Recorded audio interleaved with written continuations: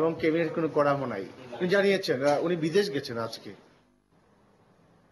তথ্য প্রযুক্তিতে উন্নয়নে বর্তমান ধারা অব্যাহত থাকলে বাংলাদেশ অদূর ভবিষ্যতে বর্তমান বাজার দখলকারীদের ছাড়িয়ে যাবে বলে আশা প্রকাশ করেছেন প্রধানমন্ত্রী তথ্য প্রযুক্তি বিষয়ক উপদেষ্টা সজীব ওয়াজেদ জয়।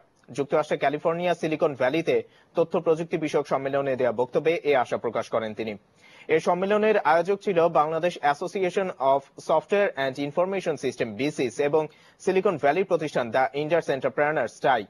জয় আরো বলেন, 5 বছর আগে এই খাতে বাংলাদেশের আয় ছিল মাত্র $25 মিলিয়ন, যা বর্তমানে $125 মিলিয়ন দাঁড়িয়েছে।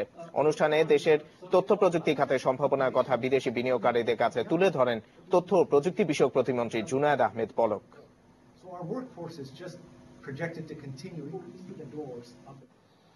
ক্ষমতাসীন সরকার সামরিক স্বৈরতন্ত্রকেও হার মানিয়েছে বলে অভিযোগ করেছেন বিএনপি